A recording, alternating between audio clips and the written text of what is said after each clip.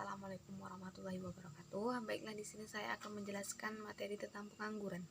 Pengertian pengangguran. Pengangguran adalah orang yang masuk dalam angkatan kerja 15 sampai 64 tahun yang sedang mencari pekerjaan dan belum mendapatkannya. Pengangguran pada umumnya disebabkan oleh jumlah angkatan kerja yang tidak sebanding dengan lapangan pekerjaan. Tingkat pengangguran dapat dihitung dengan cara membandingkan jumlah pengangguran dengan jumlah angkatan kerja yang dinyatakan dalam persen. Jenis-jenis pengangguran berdasarkan jam kerja. Berdasarkan jam kerja, pengangguran dikelompokkan menjadi 3 macam. 1. Pengangguran terselubung adalah tenaga kerja yang tidak bekerja secara optimal karena suatu alasan tertentu. Kedua, setengah menganggur adalah tenaga kerja yang tidak bekerja secara optimal karena tidak ada lapangan pekerjaan. Yang ketiga, pengangguran terbuka adalah tenaga kerja yang sungguh-sungguh tidak mempunyai pekerjaan.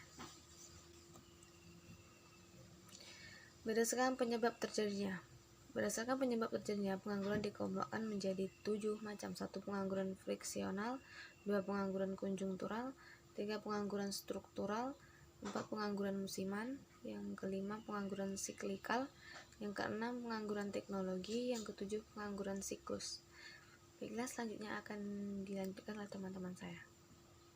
Bismillahirrahmanirrahim. Baiklah, di sini saya akan melanjutkan presentasi oleh teman saya Rina Delviana. 3. Dampak terjadinya pengangguran. Yang pertama, bagi perekonomian negara. 1. Penurunan pendapatan per kapita. 2. Penurunan pendapatan pemerintah yang berasal dari sektor pajak. 3. Meningkatkan biaya sosial yang harus dikeluarkan oleh pemerintah. Yang kedua, bagi masyarakat. Yang pertama, pengangguran merupakan beban psikologis dan psikis. 2. Pengangguran dapat menghilangkan keterampilan karena tidak digunakan apabila tidak bekerja. 3. Pengangguran akan menimbulkan ketidakstabilan sosial dan politik. Yang B, inflasi. 1. Pengertian inflasi. Inflasi adalah kecenderungan dari harga-harga untuk meningkat secara umum dan terus-menerus.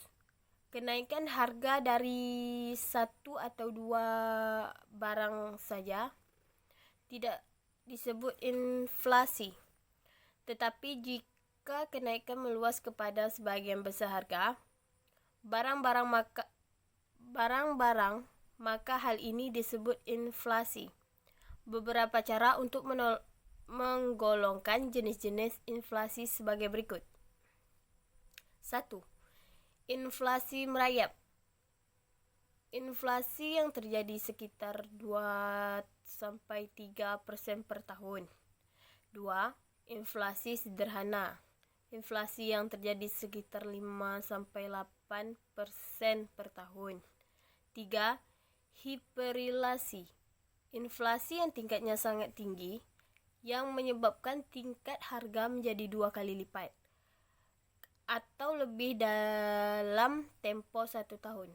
Baiklah, presentasi dari saya bisa dilanjutkan oleh teman saya Muhammad Salihin. Kepadanya saya persilakan.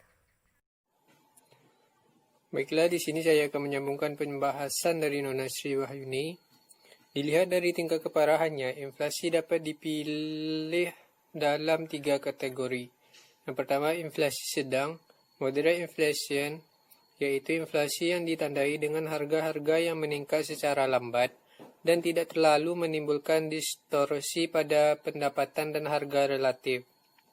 Kedua, inflasi ganas, galloping inflation, yaitu inflasi yang mencapai antara 2 atau 3 digit sepertiga 20, 100 atau 200% per tahun dan dapat menimbulkan gangguan-gangguan serius dalam perekonomian. Yang ketiga, hyperinflation, tingkat inflasi yang sangat parah bisa mencapai ribuan bahkan miliaran persen per tahun, merupakan jenis yang mematikan.